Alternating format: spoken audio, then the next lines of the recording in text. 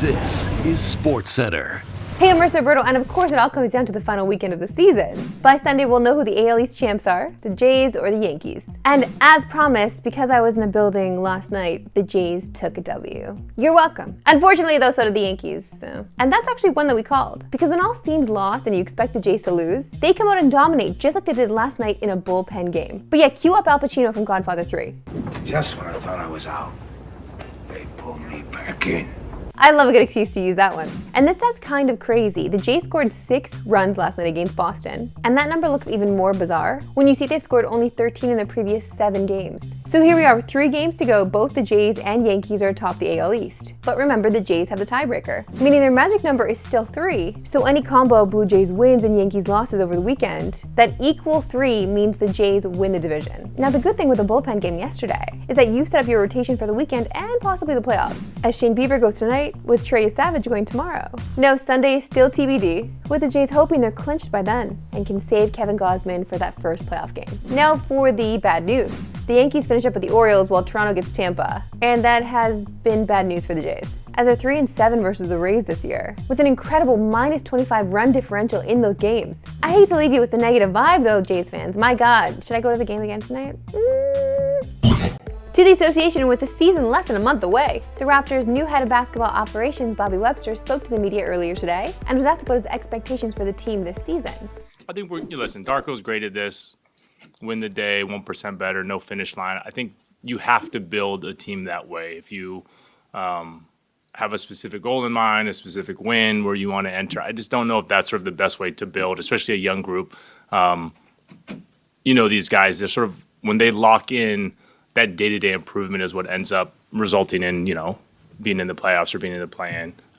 We won 30 games last year, so I don't think there's any sort of illusions of, expectations of this number of wins or this playoff seed. But I truly we'll see. You'll see in training camp, you'll see as preseason involves. We feel like the summer's been incredible for these guys. Brandon's healthy. We have a starting group that we really haven't ever seen play together. And Darko's in year 3, so I think we have a lot of things in our favor, a lot of things that suggest we'll be competitive. But we haven't put that full season together yet. And I think that's the challenge for this group is, from the first game there at Atlanta, can they be competitive? Can they turn back? Can they fly back around? Can they play Friday night? Can they play Saturday night? Can you do that on a consistent basis? And then we can have the conversation of where do we think this team will be or where do we think this team can be at the end of the season. And looking at that roster, I don't know. Playoffs? What do you think? It's Friday and we've got an unbelievable slate in the NFL this weekend. So let's get you set for all that with some fast facts powered by Fanduel. You know the deal, we put 40 seconds on the play clock and see how many of these I can get through. My current record is 7. Can I beat it today? Probably not. But a girl can dream. Here we go. 40 seconds on the clock and we start right now. The Vikings take on the Steelers in Ireland Sunday morning. Minnesota is 4-0 in international games in franchise history, while Aaron Rodgers is 0-2 in international games. The Vikings are 2.5-point favorites on Sunday. That was like 3 facts in one. My producer's so freaking annoying. The Bills are 12-0 with a plus 170 point differential at home since 2024, including playoffs. They're the only undefeated team and best point differential at home in that span. They're 15.5-point favorites on Sunday. Another 3 facts in one. Okay, sure. Whatever, bro. No QB drafted in the back half of the first round picks. 17-32 has started in a game since the first 4 weeks of a rookie season since Teddy Bridgewater for Minnesota in 2014. Rookie QBs are 2-8 in 10 career starts against Jim. Okay, dude, 1, 2, 3. Okay, technically I got 9 there. 1, 2, 3, 1, 2, 3, 4, 5. Okay, well maybe I would have only gotten 5, but still, that's rude. CTV and TSN have you covered with a plethora of action Sunday. It all starts nice and early with the Ireland game at 9:30 a.m. Eastern, 6:30 a.m. Pacific on TSN+. Then at 1 we got Saints and Bills and Eagles and Bucks. And 4:25 is arguably our main event, as it's the Ravens and Chiefs. And it finishes with a great Sunday nighter, as Micah Parsons returns to Dallas.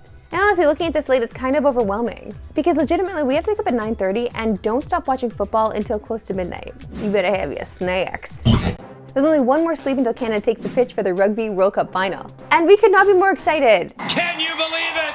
Canada 34, New Zealand 19. Canada are going to the gold medal Rugby World Cup final next Saturday at Twickenham in front of 82,000 people. And history has been made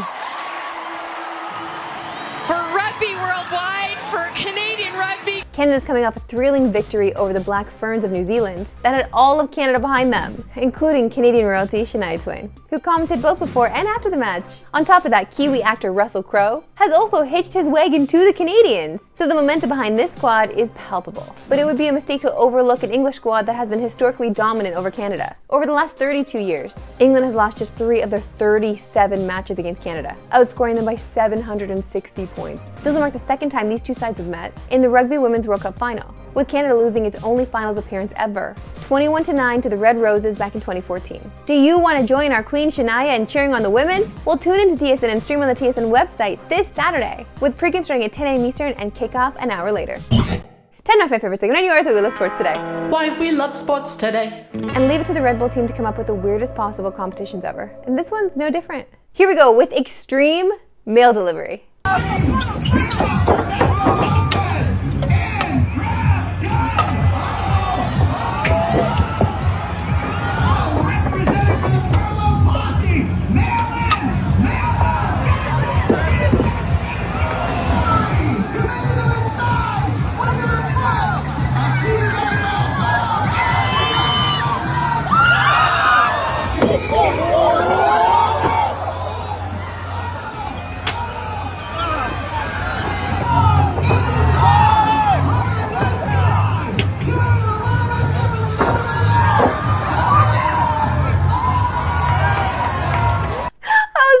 The ending was gonna be he had to jump back on the boat. Bro, this is fun. We should actually do this one. I think it's something we can all do. That's it for me today. We'll see you Brick and Monday. Have a great weekend.